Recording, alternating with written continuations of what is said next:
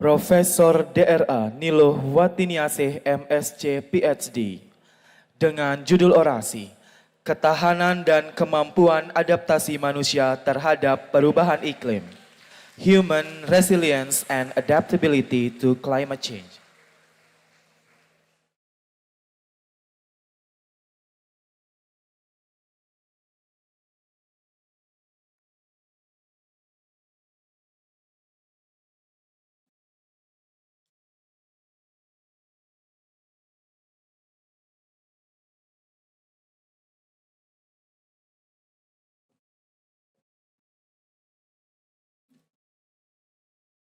Om Swastiastu. Assalamualaikum warahmatullahi wabarakatuh. Salam, namo buddhaya, salam sejahtera bagi kita semua.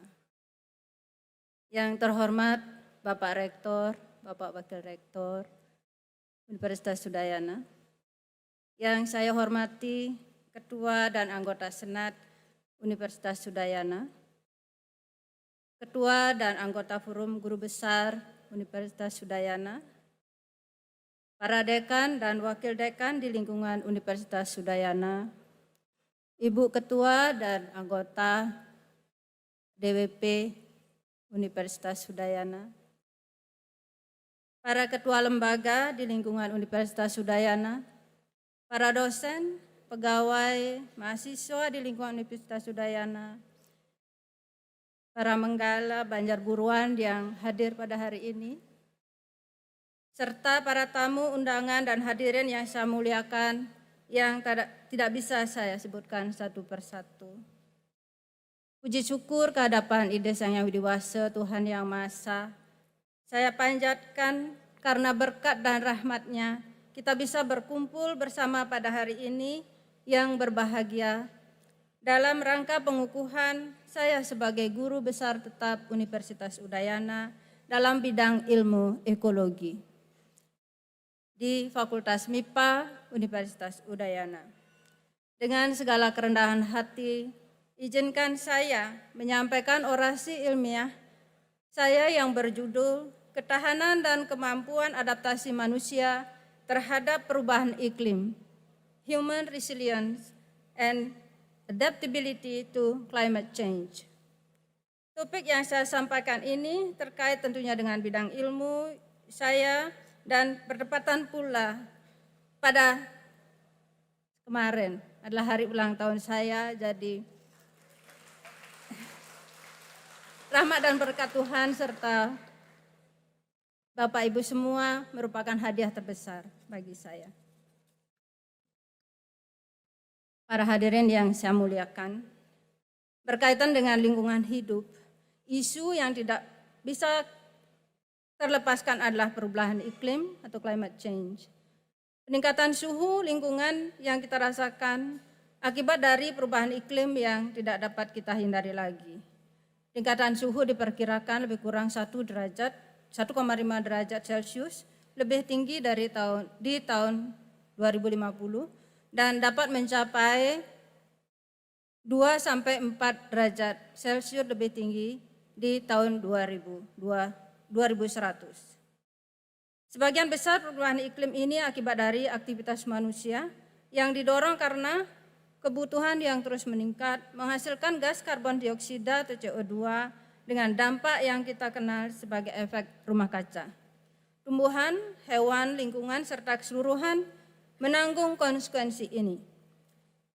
Seperti terlihat pada slide bahwa setiap tahunnya suhu global terus meningkat, mulai sejak zaman industrialisasi di tahun 1800-an. Suhu oleh alam berfluktuasi sedemikian rupa, rata-rata relatif stabil, namun kenaikan suhu yang diakibatkan oleh aktivitas manusia berlipat. Dampak dari perubahan iklim ini sangat masif. Dapat dilihat pada gambar beberapa dampak antara lain kehilangan biodiversitas dengan rata-rata yang sangat tinggi. Mungkin kehilangan satu spesies setiap harinya diperkirakan. Kehilangan spesies hewan karena tekanan lingkungan yang sangat tinggi akibat perubahan iklim. Tingginya karbon dioksida yang masuk ke dalam perairan laut mengakibatkan laut semakin asam. yang akan berdampak pada biota, khususnya biota yang memiliki cangkang.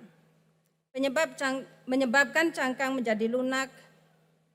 Iklim yang ekstrim ditandai dengan banjir, kekeringan yang berkepanjangan, dan berdampak besar terhadap tanaman maupun lingkungan lainnya.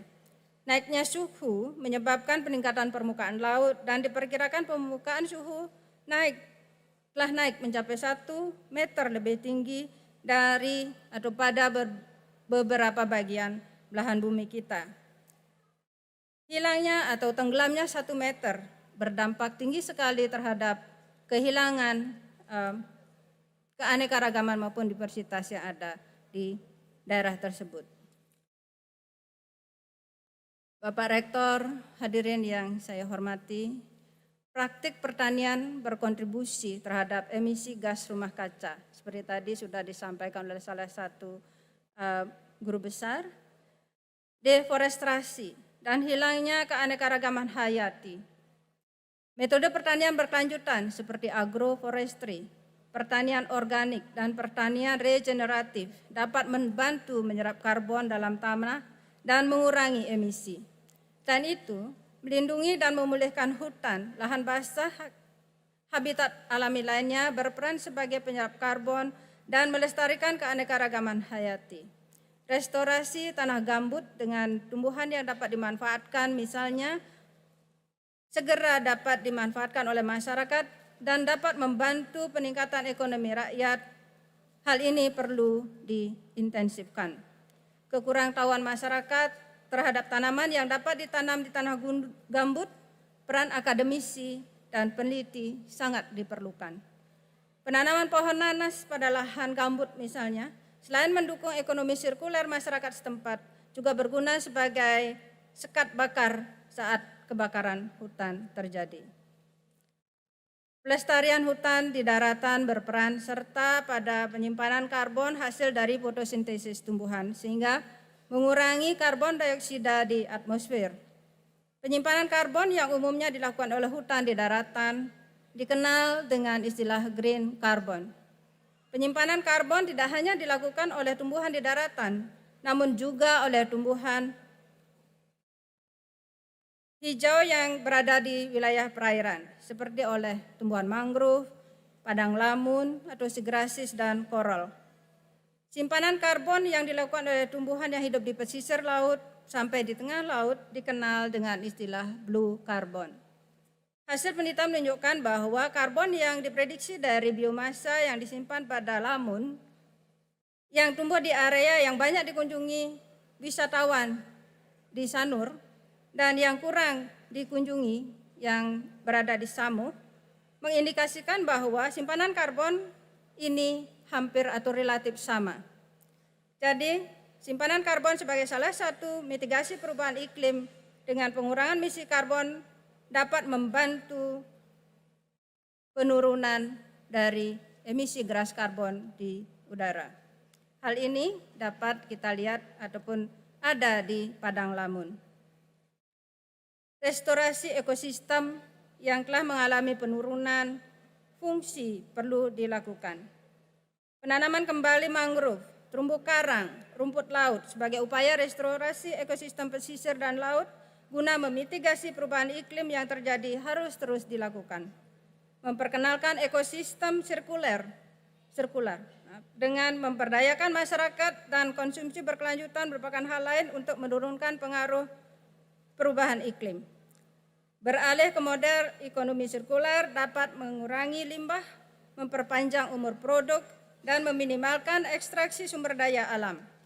Mendorong pada konsumsi berkelanjutan seperti mengurangi barang sekali pakai, mendaur ulang, dan mendukung produk ramah lingkungan, membantu menurunkan emisi dan melestarikan sumber daya alam, dan restorasi habitat yang rusak. Dampak perubahan iklim sudah dirasakan karena itu sangat penting membangun ketahanan, meminimalkan kerusakan yang ditimbulkan. Ketahanan ini melibatkan investasi dalam infrastruktur tahan iklim, meningkatkan kesiapsiagaan bencana, menerapkan solusi berbasis alam, dan mengintegrasikan pertimbangan iklim ke dalam perencanaan dan pembangunan perkotaan. Penanganan masalah sampah, terutama sampah plastik yang tidak bisa kita abaikan. Sampah plastik telah diketahui perlu waktu yang sangat lama untuk terdegradasi. Sebelumnya akan hancur menjadi serpihan kecil karena suhu ataupun kelembaban. Nah, serpihan kecil yang ukurannya kurang dari 5 mm ini disebut dengan mikroplastik. Nah, penelitian menemukan bahwa mikroplastik ini sangat berbahaya bagi kehidupan hewan baik di darat maupun di air. Ikan dan udang yang hidup di danau Beratan misalnya, itu sudah mengkonsumsi mikroplastik. Jika ikan dan udang yang ditangkap di perairan danau ini dikonsumsi oleh masyarakat, dapat berpengaruh buruk terhadap kesehatan masyarakat tersebut. Hadirin yang saya muliakan, setiap tindakan yang mendukung penurunan terjadinya perubahan iklim sekecil apapun penting bagi kita semua. Baik itu mengurangi jejak karbon kita sendiri, mendukung bisnis yang berkelanjutan, atau terlibat dalam inisiatif pertahanan iklim lokal. Setiap langkah berkontribusi pada upaya kolektif untuk melindungi planet kita. Bersama-sama kita dapat membuat perbedaan yang signifikan dan memastikan masa depan yang berkelanjutan dan tangguh untuk generasi mendatang. Contoh kecil yang kita bisa laksanakan dalam keseharian adalah pelaksanaan 3R, mematikan lampu dan AC jika tidak dimanfaatkan, membuang sampah dengan bijak. Semua ini sudah diwacanakan, namun apakah kita sudah melakukannya? Jika belum, mari kita mulai saat ini melakukan hal sekecil apapun berkontribusi terhadap pengurangan penyebab terjadinya perubahan iklim. Akan sangat besar dampaknya jika dilakukan bersama dan kolektif.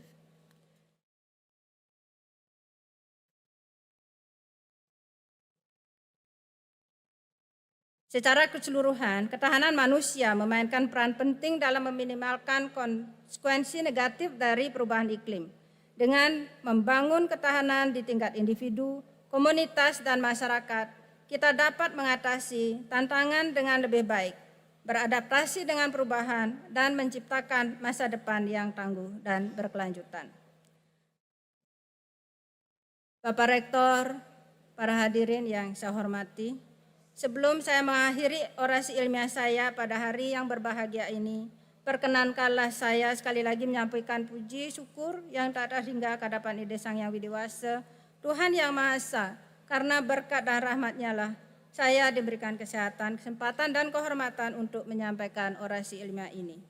Ucapan terima kasih saya sampaikan kepada pemerintah Republik Indonesia melalui Menteri Pendidikan, Kebudayaan, Ristek, dan Teknologi Bapak Nadiem Anwar Makarim yang telah menugaskan saya sebagai guru besar tetap di Universitas Udayana.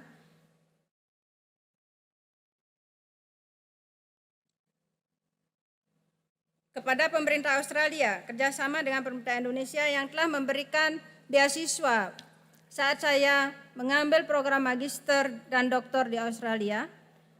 Ucapan terima kasih juga saya haturkan kepada Ketua dan anggota Senat Universitas Udayana yang telah menyetujui usulan saya dan berproses lebih lanjut. Bapak Rektor Universitas Udayana beserta para wakil rektor atas segala fasilitas, dorongan, motivasi, dan persetujuan usulan saya sehingga tercapainya gelar akademik tertinggi ini. Ucapan terima kasih juga saya sampaikan kepada Ketua dan anggota Senat Fakultas MIPA dan kepada seluruh reviewer artikel ilmiah saya, Tim Pakar Universitas Udayana, dan Kemendikbudristek Dikti atas penilaian dan bantuannya. Terima kasih kepada Kepala Biro dan Kepegawaian Koordinator SDM UNUD serta staf atas segala bantuannya dalam pengusulan jabatan ini. Bapak Nyoman Suwarnayase, saya ucapkan terima kasih. Ucapan terima kasih pula saya sampaikan kepada para wakil dekan lingkungan Fakultas MIPA Universitas Udayana beserta seluruh koordinator program studi dan seluruh tenaga pendidik, mahasiswa, dan kolega lainnya di Fakultas MIPA. Saya ucapkan terima kasih atas dukungan, motivasi, dan kerjasamanya. Capaian akademik tertinggi ini dapat saya capai karena peran serta dari seluruh guru dan dosen pendidik saya Untuk itu saya haturkan terima kasih yang setinggi-tingginya kepada guru-guru saya di SDN 2 Sibetan, SMPN Sibetan, Selua Saraswati Klungkung yang juga telah memberikan beasiswa saya saat saya bersekolah di sana selama dari kelas 2 sampai saya lulus. Kepada para dosen saya saat menempuh pendidikan di jurusan Biologi MIPA UNUD tahun 85 sampai 87, Prof. Junite, Dr. Eni, Dr. Endang almarhum, Bapak Sudaryanto, Bu Junita Hardini, Bapak Job, dan Ibu Iyah Mupliha, kemudian Pak Wal Sapanca almarhum, serta Bapak Ibu lainnya yang telah berperan serta mendidik saya untuk mencapai capaian saat ini. Kepada Bapak Dekan Fakultas MIPA Universitas Airlangga beserta dosen saat saya melanjutkan studi di FMIPA UNER tahun 87 hingga 90. Bapak Suparmo almarhum, pembimbing skripsi saya, Dr. Andes Martono, dan Bapak Mas Lugito atas arahan dan bimbingannya. Profesor Michael Schwartz, Kaca Gendon, Stephen Reyes, supervisor dan co-supervisor saya saat menempuh pendidikan magister di School of Biological Sciences, Faculty of Science and Engineering, Flinders University of South Australia bersama teman-teman di Behavioral Ecology. Profesor Gordon Sanson, the Head of School of Biological Sciences, Monash University. Pembimbing saya, Profesor Dr. Paul Bailey, Jenny Reed, Dr. Elisa Rawlings, dan teman-teman di Lab Ekologi, Wetland Ekologi. Kepada orang tua saya yang sangat saya cintai, sayangi dan kasihi, Ibu Ninyoman Riep yang hadir di tengah-tengah kita hari ini, Bapak saya almarhum, terima kasih yang tak terhingga dan terbayarkan oleh apapun yang telah menghadirkan saya ke dunia ini. Serta paman dan saudara saya yang berada di Sibetan maupun di Sanur telah mendukung semua yang saya lakukan ini. Saya ucapkan banyak terima kasih dan tidak bisa saya balas dengan apapun, namun doa dan untuk keselamatan dan kesehatan semua kita selalu panjatkan. Kepada suami tercinta dan terkasih, Madewi Ratu, anak-anak mama tercinta, Dr. Wayan Wiranata Kamasan, Madewi Kumara Kamasan, SI. Mama mengucapkan banyak terima kasih atas doa, perlindungan, dorongan, bantuan, kasih, dan sayang tanpa batas dan tanpa henti selalu diberikan untuk Mama. Kepada seluruh keluarga, teman, dan sahabat saya ucapkan terima kasih atas waktu dan doanya. Kepada seluruh hadirin saya ucapkan terima kasih atas doa dan kesabaran mendengarkan orasi ilmiah saya. Kepada seluruh panitia pengukuhan guru besar tetap Universitas Udayana bulan Juni tahun 2023 ini, saya ucapkan terima kasih sudah menyiapkan segala sesuatunya sehingga acara ini dapat berjalan lancar dan sukses. Akhir kata saya mohon maaf jika pada saat penyampaian orasi maupun saat saya mengabdi di Universitas Udayana ini ada kesalahan kata maupun perbuatan. Saya mohon maaf kepada seluruh sivitas akademika Universitas Udayana. Mohon dimaafkan. Saya akhiri orasi ilmiah saya ini dengan menghaturkan Om Santi Santi Santi Om. Wassalamualaikum warahmatullahi wabarakatuh. Salam, namo buddhaya, salam sejahtera bagi kita semua. Rahayu.